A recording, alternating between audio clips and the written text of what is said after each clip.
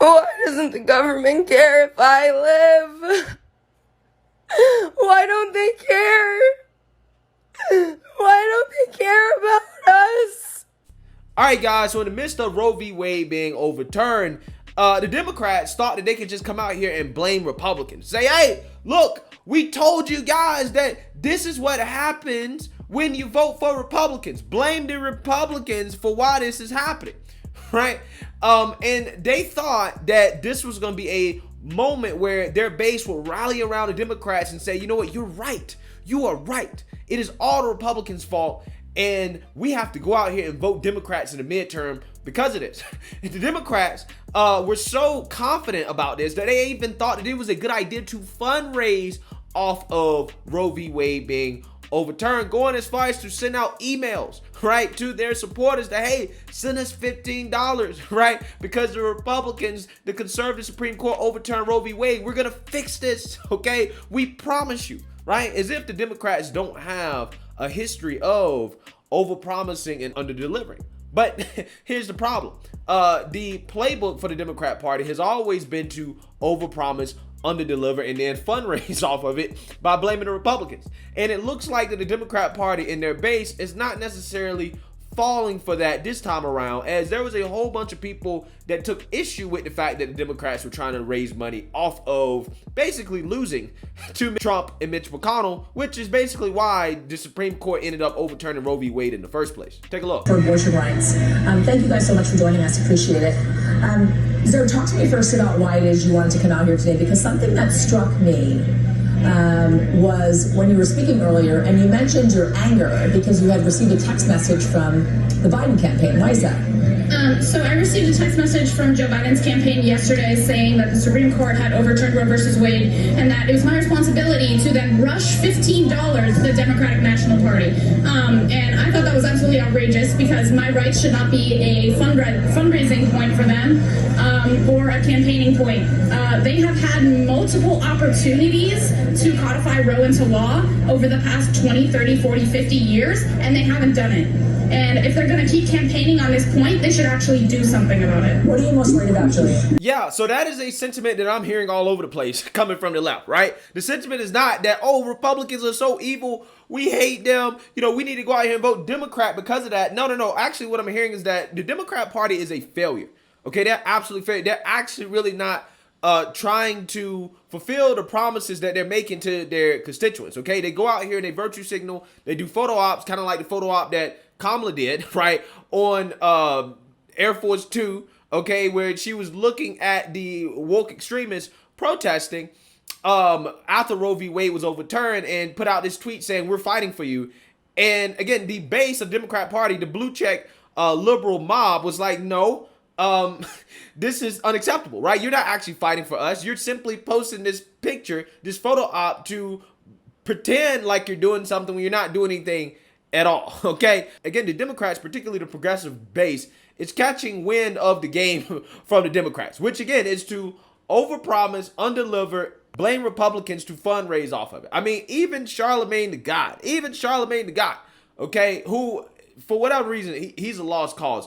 Even he has come out here and ripped the Democrats for overpromising and under-delivering, just flat out lying to their base about what they can accomplish and what they're going to try to accomplish. Take a look. Since we saw former President Donald Trump put 3 Supreme Court judges on the bench, we knew things like this would happen, which is why folks have been calling for now President Joe Biden to expand the Supreme Court. But since when do Democrats do anything that actually makes sense? Okay, I've been telling y'all since President Biden has been in the White House, 4 things that need to be done to protect democracy. Number 1, you have to protect voting rights. Okay, John Lewis Voting Rights Act or the Freedom to Vote Act, that has to pass. Number 2, you have to get rid of the filibuster so you can properly govern. All right. Number 3, you have to prosecute everyone who was behind the attempted coup of this country on January 6th, from the former president to members of Congress. You have to make an example out of everyone who was behind this so folks know not to ever try it in this country ever again. Set a precedent. And last but certainly not least, you have to expand the Supreme Court. Okay, what we witnessed on Friday is the cowardice of the Democratic Party catching up to them, all right? They know what Republicans have been planning for decades. Republicans have never hidden their agenda. They have shown and told us what play they are going to run, and for some reason, Democrats never craft a defense to stop it. All right. I mean, we didn't just get here yesterday, people. Yes, it's easy to point the finger at Donald Trump, Mitch McConnell, and say, yeah, they put 3 judges on the Supreme Court. That's true. But I feel like the cowardice and inaction from Democrats caused a lot of this. I have a million questions that people smarter than me can answer. Okay, why didn't President Obama codify Roe v. Wade like he said he would when he was on the campaign trail? Okay, in fact, in 2007, he promised Planned Parenthood that the first thing he would do as president would be to sign the Freedom of Choice Act, which effectively codifies Roe v. Wade. But when he got in office, he said the bill is not my highest legislative priority. Now, he did have a supermajority for exactly 4 months. Okay, on paper, he had the votes. But just like now, you have what they call blue dog Democrats, which is basically Democrats in name only. They have conservative voting records. But this is what bothers me about Democrats always. Y'all know these people better than we do. So why do you volunteer lies about what you're going to do if you know you can't get it done? Okay? And then us, the American people, are just looking at y'all like, why didn't you do it? Okay? Because in the words of the hood whisperer, Tesla and Figaro, why y'all volunteer to lie? Okay?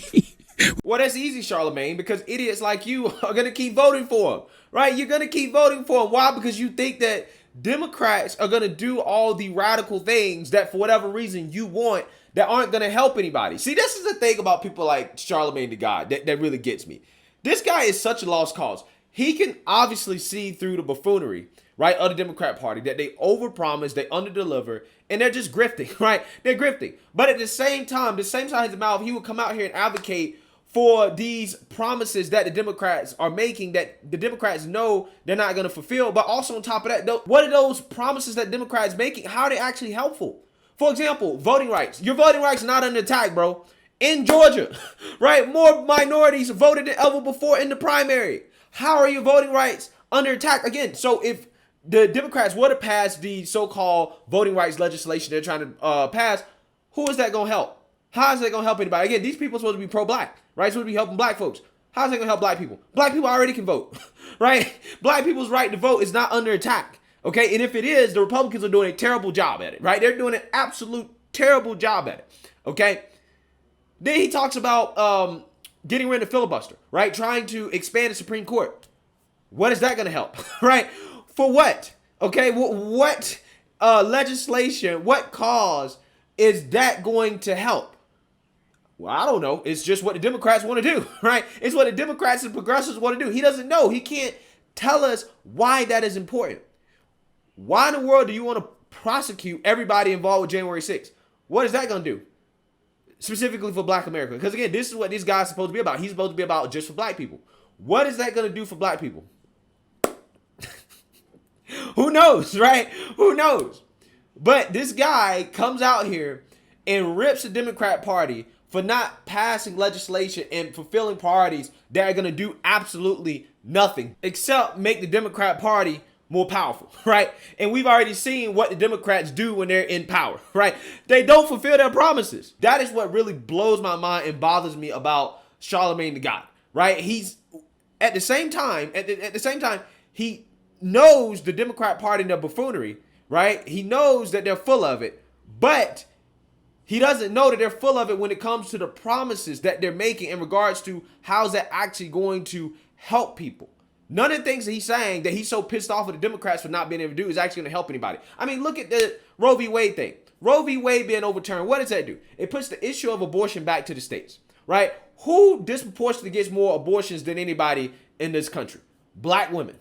If you so pro-black, why are you not worried about, I don't know, the black population, right? Aren't you worried about the fact that we've been the same percentage of the population, 13%, for the last, 30, 40, 50 years? We haven't grown. Are you not concerned about that? You don't think abortion plays a role into that, right? But again, these people are so pro-black, but people like Clarence Thomas are anti-black. He's a white supremacist. Even though if I was a white supremacist, I would love to have abortion, right? I would love for black women to go get abortions because that means that the black population won't grow, right? Again, that to me is a position of white supremacy. Again, the logic of these people, it really blows my mind, right? People that are for Roe v. Wade being overturned and are against abortion, they are white supremacists, okay? Even though, again, this is a pro-black life position, right? But people that are pro-abortion, which disproportionately affects black women, oh, well, they're fighting for black folks, right? This is the best thing for black folks. It's almost as if what is best for black people doesn't come down to what is actually best for black folks. It actually comes down to whatever the Democrat Party says is best for black people. And Charlamagne the God gets disappointed when the Democrat Party doesn't do what the Democrat Party says is best for black people, but what's not actually in the best interest of black people, right? Again, that is what really blows my mind about people like Charlamagne the God, right? It really does. But the whole point of this video, guys, is that, the Democrat Party and Roe v. Wade being overturned, it's not having the effect that they thought it was going to have. It's not rallying people around them to say, let's go vote Democrat. No, actually what it's doing is doing the opposite, and it's making a lot of the progressive base probably feel like the Democrat Party is useless and that it doesn't even make sense to go out and vote for them. It's a waste of time to vote for them because, again, they overpromise, they underdeliver, and then they want to try to take money, right? They want to raise money off of it, right? If you're not going to fulfill any of your promises, what is the point of voting for you in the first place? If Republicans are going to get their way, which, again, I'm glad Republicans are getting their way, but I'm just saying that's probably what the progressive base is thinking. And that probably means that, hey, that could be less turnout for the Democrats come to midterms because progressives could just feel like, hey, you know what? Why does voting even matter, right? If Democrats aren't even going to fulfill their promises. So, again, I just find the politics that is happening here, the political dynamics, to be very, very, very fascinating as it just gets worse and worse and worse for the Democrat Party. It really does. It's almost like, again, all those years of overpromising and under-delivering has come back to haunt them to the point where no longer blaming Republicans is going to work anymore. That ain't working no more, right? It don't work. So let me know what you guys think. Make sure you like, comment, and subscribe. Most importantly, share a Black conservative perspective. Peace.